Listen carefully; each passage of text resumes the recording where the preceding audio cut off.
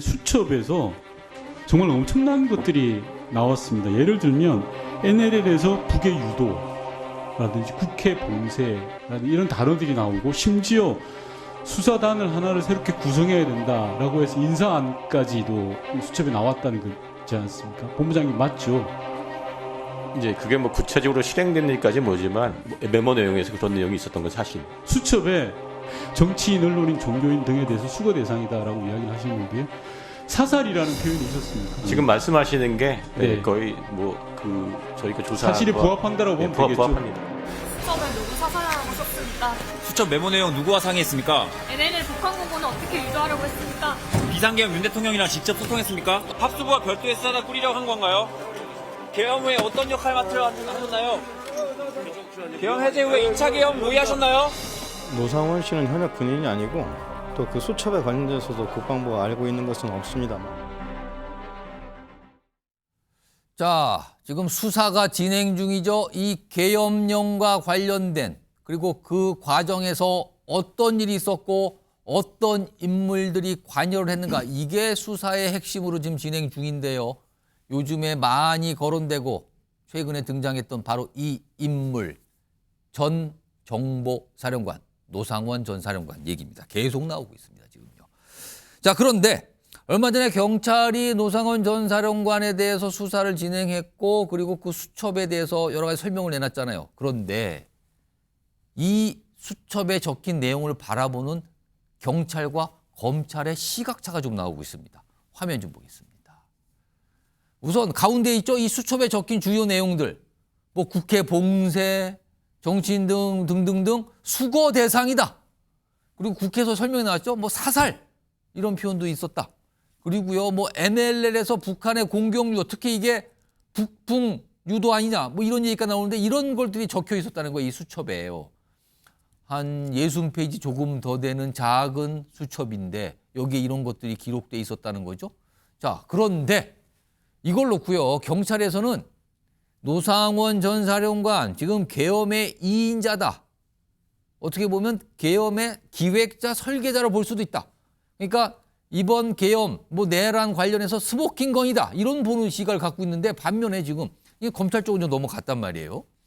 검찰에서는 그냥 김용현 전 장관의 조언자 정도로 보이는데요. 그리고 이 수첩에 적힌 내용이 이게요, 언제 작성을 한 건지 의도가 뭔지 이거 불분명하고 신빙성이 과연 있는 건지 혼자 상상만 해서 적은 건지 이걸 알 길이 없다. 약간 이런 시각차를 보이고 있는데, 자, 두 분 패널 나오셨는데 이 얘기 좀 해보겠습니다. 최수영 시사평론가, 그리고 박원석 전 국회의원 자리하고 계십니다. 안녕하십니까? 네, 안녕하십니까. 우선 최수영 평론가. 검경의 시각차가 나타나고 있는데 이거 어떻게 봐야 됩니까? 좀 애매한 지점이 있죠. 근데 저는 이렇게 봅니다. 경찰은 내란죄를 법적으로 수사할 수 있는 권한이 있는 데고 있어요. 검찰은 없어요. 예. 수사권 조정 때문에. 근데 경찰은 스모킹건이라고 얘기하고 검찰은 이게 증거로 채택할 수 있나? 라는 이제 의문을 표시합니다. 예. 여기에서 결정적으로 다시 소환되는 게 이른바 안종범 수첩입니다. 아. 박근혜 전 대통령 탄핵 당시에 안종범 수석이 갖고 있던 수십 건의 수첩이 전부 결정적 증거가 돼가지고 예. 이른바 최순실 국정농단에 대해서 입증하는 자료가 됐는데, 그때 그건 사안이 달라요. 왜냐하면 국무회의 배석이나 수석비서관 회의 배석에서 공식적으로 받아 적은 거기 때문에 그건 증거 능력이 있는 거지만, 이거는 말 그대로 손바닥만한 수첩에 날짜와 시점이 특정되지 않은 채 그냥 낙서식으로 쭉쭉쭉쭉 아이디어 혹은 이제 단어만 기록돼 있단 말이죠. 예. 문장도 제대로 완성된 것도 아니고. 그럼 과연 이거를 개인의 상상력 내지는 혹은 본인이 생각했던 바를 그냥 무작위로 기술한 거지, 이게 과연 내란의 결정적인 그게 일종의 그 가이드라인 같은 플랜 이 성격으로 갔느냐, 이 점에 대해서는 저는 경찰이 입증할 수 있다고 생각하지만, 막상 저는 이게 그 재판 과정에 가거나 증거로서 채택될 때 경찰이 지금 주장할 수 있는 논리적 근거가 조금 희박하다. 그러니까 오히려 검찰이 지금 수사권은 없어도 이 부분에 대한 의견이 저는 더 맞을 것이다. 그러니까 완벽하게 이 수첩을 인정할 수 있는 다른 증거들이 뒷받침돼주면 모를까, 그렇지 않고 수첩 단일로서의 증거 능력은 경찰이 생각하는 것처럼 파괴력이 없을 수 있다고 저는 전망합니다. 박원석 전 의원께서는 이 사안 어떻게 보세요? 검경이 좀 약간 시각차가 나 있습니다. 똑같은 사안이에요. 그 노상원 수첩, 이른바 점집에서 발견됐다 그 수첩을 놓고 약간 다른 시각을 보이고 있어요, 수사기관들이요. 지금 그 경찰과 검찰 간에 예. 이번 내란 수사를 둘러싼 상호 간의 어쨌든 뭐 경쟁이랄까요, 견제랄까. 이게 이제 노상원 씨 수첩뿐만이 아니고 다른 곳곳에서도 그런 충돌이. 지금 사실은 체포조 건과 관련해서도 서로에 대해서 뭔가를 좀 보고 있는 것 같단 말이에요. 예, 지금. 충돌이 일어나고 있고 경찰에서는 선관위를 장악하는데 검찰도 개입했던 거 아니냐 이런 의심을 하고 있고 반대로 검찰에서는 이제 국회의원 체포조 등등에 경찰이 동원된 거 아니냐. 그래서 국가수사본부장도 피의자로 소환해 수사를 했지만 참고인으로 소환했지만 사실상 피의자 수사를 했다. 예. 이렇게 경찰에서는 불만을 제기하고 있어서 그런 것의 연장에 있을 가능성이 높다고 보고요. 일단 저걸 가지고 어느 정도 노상원 씨의 혐의 입증을 할 수 있는지 여부를 떠나서 증거 채택이 어렵지는 않을 겁니다. 저게 노상원 씨가 작성한 게 아니라면 몰라도 본인이 작성한 거라면 다른 사건들에서 보면 본인이 쓴 일기도 다 증거로 채택이 되거든요. 그런데다가 지금 롯데리아에서 2차례 이 내란 모의가 있었고 당시에 CCTV 장면 이런 걸 보면 그 장교들한테 정보수 장교들한테 노상원 씨가 뭔가를 지시하고 그 사람들이 뭔가를 받아줬고 또 그 사람들의 진술에 따르면 노상원의 지시를 따라서 대기하고 있었다. 노상원의 지시를 따라서 선관위에 가서 어떤 실행을 하려고 했다. 이런 그 진술들까지 있기 때문에 그런 정황을 종합하면 저 수첩의 증거 능력을 인정받지 못할 건 아니다라고 보고요. 다만 저게 이제 스모킹 건으로 아주 결정적 증거가 될 수 있느냐 이거는 수사를 더 해봐야 된다고 봅니다. 왜냐하면 노상원 씨가 수첩에 그 메모해 놓은 내용 중에 일부는 실행이 됐고 일부는 실행 여부가 좀 불투명한 그런 내용들이 뒤섞여 있거든요. 때문에 저거는 좀 더 깊이 있게 수사를 해서 저 증거 능력에 대한 판단을 해야 될 문제인데 검찰이 너무 이렇게 좀 선을 긋고 어떻게 보면 보기에 따라서는 저 수첩의 메모 내용의 증거 능력을 축소하려는 거 아니냐. 이제 이런 의심까지도 일부에서는 할 수 있는 그런 언급이 나와서 그건 적절치 않은 것 같아요. 지금 수사 단계에 있기 때문에 어쨌든 그 모든 가능성을 열어놓고서 의심하고 수사를 해야 되는데 저 수첩에 적혀 있는 내용이 사실 어마어마한 내용이잖아요. 뭐 정치인에 대한 사살도 있고 NLL에서의 국지전 유발하려는 그런 의도도 포함되어 있고 깊이 수사를 해서 그 내용이 어디까지가 사실이고 어디까지 실행됐는지를 파악을 해야 되는데 일단 이제 지금 경찰에서 검찰로 이첩이 된 단계인데 검찰에서 저 증거 능력에 대해서 의심하는 그 메시지가 나오는 거는 저로서는 다소 의아합니다. 그러니까 많은 분들이 이제 수사상을 보면서 처음에 수사도 막 다갈래로 여러 수사기관이 동시에 진행됐다가 지금은 그나마 검찰 그리고 경찰과 공수처 그다음에 국방부 조사부가 같이 공조본 꾸려서 이렇게 크게 두 갈래로 가는데 같은 어떤 증거로 보이는 수첩을 경찰이 확보했다. 그리고 이거는 굉장히 결정적인 증거가 될 수 있다. 이런 얘기가 나왔는데 이게 또 검찰로 넘어가면서 검찰에서는 아니 이건 신빙성을 좀 따져봐야 되는 거 아닙니까? 작성 시점 이런 게 굉장히 불분명하다. 약간 이런 반응이 나왔다 그래요. 이런 상황으로 가고 있습니다. 이런 가운데 여전히 많은 분들이 이 노상원이라는 인물에 대해서 여러 가지 또 궁금증을 갖고 계시는 것 같아요.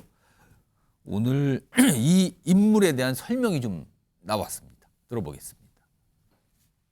노상원이라는 인물은 사실은 특히 그 동료들이나 그 후배들 사이에서는 가까이 해서는 안 되는 인물이다라고 사실은 정평이 나 있었던 인물이에요. 같이 근무한 그 후배들이나 동료들 얘기를 들어보면 뭐 주술적인 내용들에 대한 언급이 많았고 예를 들면 뭐 자기 부관을 뽑거나 이렇게 그 부하들을 선발할 때 손금을 본다거나 하는.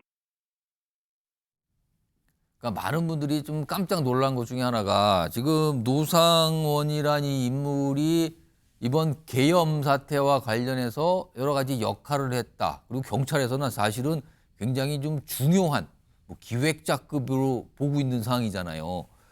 그런데 뭔가 주술적인 역술인으로 또 통하고 있고 뭐 안산 보살이라는 명칭, 뭐 별칭도 갖고 있고 그렇잖아요. 그리고 이 수첩이 또 발견된 게 점집이라 그러잖아요. 이런 것까지 섞여서 많은 분들이 좀 놀라고 있는 상황인데 화면을 좀 정리 좀 해보겠습니다. 이런 모습도 과거에 있었다 그래요. 일단 군 소식통이 언론에 좀 설명을 한 거예요. 1990년대 상황인데 당시에 노 씨가 대대의 작전과장을 맡고 있었다. 어떤 사단 이하에. 근데 대대 지휘통제실에 가벽을 만들어 놓고 방을 하나를 만들었는데 한자로 수암선생실이라는 문패를 걸어뒀다. 수암선생실. 그럼 수암은 본인이 스스로 붙인 아호라고 지금 추정이 되는데 약간 좀 특이하잖아요. 군인인데. 통제실에다가 가벽으로 임시 방을 만들었는데 거기를 수함 선생실이다. 약간 무슨 뭐랄까요? 이걸 뭐라고 표현할지 모르겠습니다만 아무튼 통상적인 군인 같은 모습은 아니거든요. 근데요, 이 노상원이라는 인물이요, 육사 입학할 때 수석 입학을 했다 그러죠. 그러니까 당시에 굉장히 주목을 받았다 그래요. 뭐 신문에도 이렇게 보도가 되는 정도로 주목받았다 그러는데 두 분 얘기 좀 해보겠습니다. 박원석 전 의원님. 예. 도대체 이거 어떤 인물일까요? 글쎄요, 이분의 배경을 보면 이제 상당히 엘리트 장교, 육사수석 입학을 한 이제 그런 배경을 갖고 있는데 군내에서 행적에 대해서는 여러 가지 지금 기이한 증언들이 많이 나옵니다. 그래서 부하들을 선발할 때 사주와 관상을 봤다, 뭐 손금을 봤다. 뭐 개인의 취향일 수는 있는데 군이라는 조직은 규율과 명령에 의해서 움직이는 조직인데 군내에서 있었던 일이라고는 좀 그 믿기 어려운 그런 행적들이 좀 있어요. 그래서 앞서 이제 전수방사령관도 굉장히 경계의 인물로 군내에서 꼽혔고 가까이 하면 안 될 사람으로 꼽혔다. 이런 이제 증언이 나오는 게 아닌가 싶고 이분이 이제 불명예 그 전역을 했지 않습니까? 성추행 사건에 연루돼서 실형을 선고받고 그리고 나서 이제 뭐 생계 유지 목적이든 뭐 어떤 차원이든 점집을 운영했다, 뭐 뱀닭을 키웠다 여러 가지 얘기들이 나오는데 이 정부 들어서 여러 가지 주술, 무속과 관련된 여러 얘기들이 있었지 않습니까? 뭐 천공부터 시작해서 건진부터 시작해서 그런데다가 이 내란 사건에 어떻게 보면은 좀 민간인으로서 일종의 이제 비선으로 참여한 사람마저도 그런 뭐 역술, 점 이런 것과 연루됐다고 하니까 더더욱 이제 여러 가지 논란이 나오는 게 아닌가 싶은데요. 어쨌든 노상원 씨가 처음에 이제 군에 복무할 때는 어떤지 모르겠지만은 그 뒤에 행적으로 봤을 때는 정상적인 그런 우리가 통상에 이해하는 그런 군 고위 장교, 고위 장성이라고 좀 보기 어려운 그런 모습을 보였던 게 아닌가 싶습니다. 최재형 평론가, 지금 뭐 보도를 통해서 나온 내용이 물론 이제 수사 과정 조금 더 확인이 될 필요가 있어요. 그러니까 전원 형태 어떤 인물이 설명해 주는 내용 뭐 이런 거고요. 뭐 얼마 전에 이제 군산에 어떤 무속인 찾아가서 뭐 물어봤다는 것도 이게 막 전해져서 나온 내용들이거든요.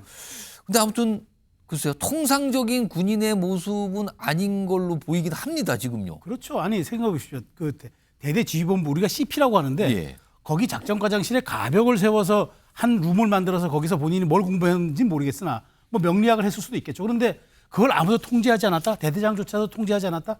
아마 듣기로는 대대장은 ROTC 출신이라 육사 수석 입학했던 이 엘리트 장교다 보니까 아마 통제하지 않았다는 얘기가 있어요. 아, 그게 또 그렇게 되는 예, 건가요? 그래서 그렇다 해서 아무리 생각을 해도 그것을 군 지휘계통상 아무리 그래도 상급부대에서 감찰이 나와서 봤을 때 이걸 어떻게 그 용인했는지 연대나 사단 본부에서 와서 그게 1년에 한두 번씩 감찰 나올 때 그럼 그걸 배니아판을 했다 해서 띄웠을까라는 생각이 들어요. 그게 있는 상태에서 감찰은 대단히 아마 엄중했을 겁니다.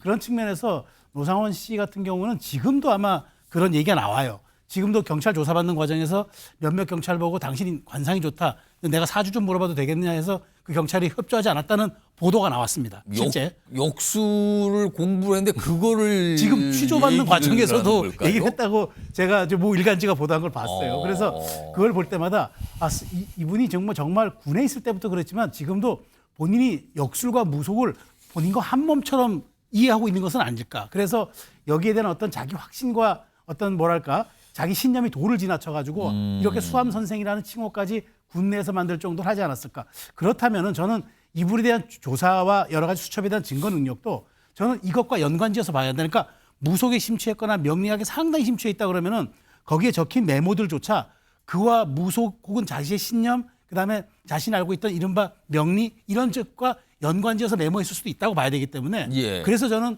노상원의 수첩을 한 군데로만 볼 게 아니라 이분이 갖고 있는 여러 가지 종교적 신념까지도 포함해서 같이 들여다봐야 맥락이 이해가 되줄 수 있다라는 저는 설명을 드리겠습니다.